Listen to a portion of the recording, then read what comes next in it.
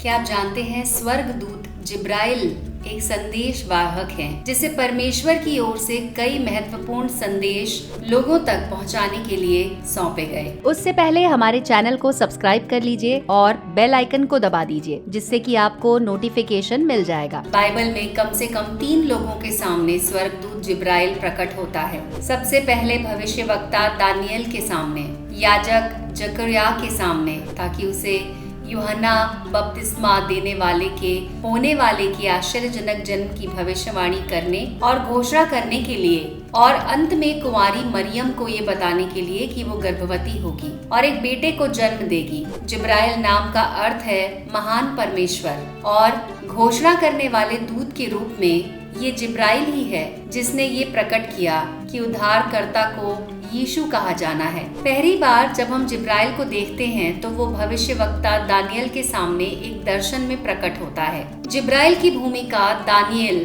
को दर्शन की व्याख्या करने की थी। जिब्राइल का प्रकटीकरण एक व्यक्ति के जैसा था।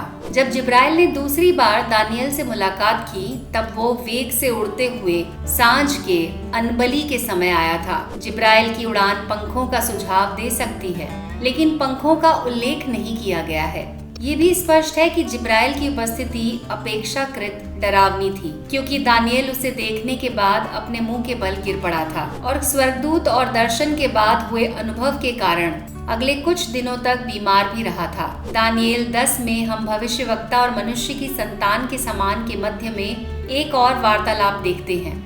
यद्यपि इस संदेश वाहक को कोई नाम नहीं दिया गया, स्वर्गदूत कहता है कि वो दानियल को उसके दर्शन को समझाने में सहायता देने के लिए आया है। इसलिए ये संभावना अधिक है कि संदर्भ भी जिब्राइल स्वर्गदूत का ही वर्णन कर रहा हो। इस संदर्भ में दी हुई भाषा से ये भी संभव है कि सच में दानियल के साथ 2 स्वर्गदूत हैं, एक जो उससे बात करता है और दूसरा जो उसे सामर्थ्य देता है ताकि वो प्रति उत्तर दे सके।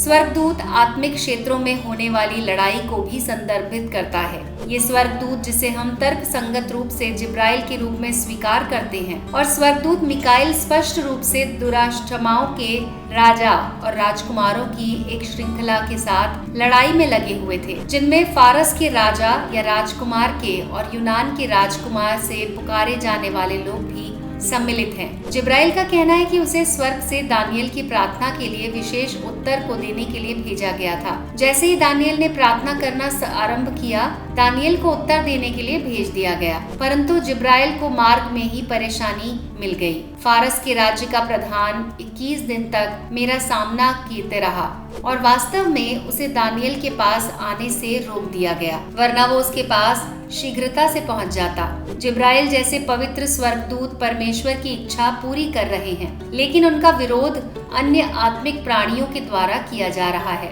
जो केवल संसार में दुष्टता को ही चाहते हैं। यूहन्ना बपतिस्मा देने वाले के पिता जकरिया को जिब्राइल का संदेश मंदिर में दिया गया था, क्योंकि जकरिया यहोवा परमेश्वर के सामने सेवा कर रहा था। जिब्राइल धूप की वेदी के दाहिने ओर दिखाई देता है, जो कि प्रार्थना का प्रतीक है, और जकरिया से कहता है कि उसकी प्रार्थनाएं सुनी गई हैं। जकरिया की बांझ पत्नी अलीशिबा गर्भवती होने और बेटे को जन्म देने वाली है। इस आश्चर्यजनक बच्चे को यूहन्ना नाम दिया जाता है और वो एलिया के आगमन की भविष्यवाणी को पूरा करने वाला है। जिब्राइल के संदेश को अविश्वास से लिया जाता है, इसीलिए जिब्राइल ने याजक को बच्चे के खतने के दिन तक गूंगा कर दिया।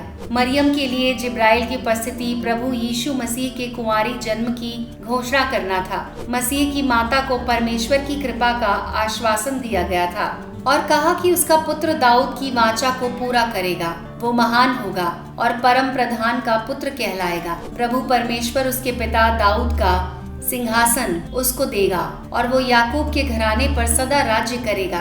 उसके राज्य का अंत न होगा। मरियम का प्रश्न कि कैसे होगा, क्योंकि वो एक कुंवारी थी। उसके उत्तर में स्वर्गदूत जिब्राइल ने कहा कि गर्भ धारण पवित्र आत्मा के काम के परिणाम स्वरूप होगा, इसलिए वो पवित्र जो उत्पन्न होने वाला है परमेश्वर का पुत्र कहलाएगा। सभी तीनों प्रकटीकरण में जिब्राइल के साथ मुलाकात भय के साथ की गई है और उसने दानियल, जकरा और मरियम के साथ अपने वार्तालाप को सांत्वना और हर्ष के शब्दों के साथ किया। ये संभव है कि जिब्राइल ही वो स्वर्गदूत था जो मत्ती 1:20 में यूसुफ के सामने प्रकट हुआ था, परंतु ये निश्चित नहीं है क्योंकि उस स्वर्गदूत को पवित्र शास्त्र में नाम नहीं दिया गया है। हम जो जानते हैं वो ये कि स्वर्गदूत परमेश्वर के अच्छे और पवित्र स्वर्गदूतों में से एक है। उसके पास एक स्वर्गदूत के रूप में कृपा प्राप्त है जो परमेश्वर के सामने खड़ा रहता है और वो परमेश्वर के विशेष प्रेम और उनकी योजना का अंश बनने के लिए चुने गए व्यक्तियों के पक्ष में महत्वपूर्ण संदेश देने के लिए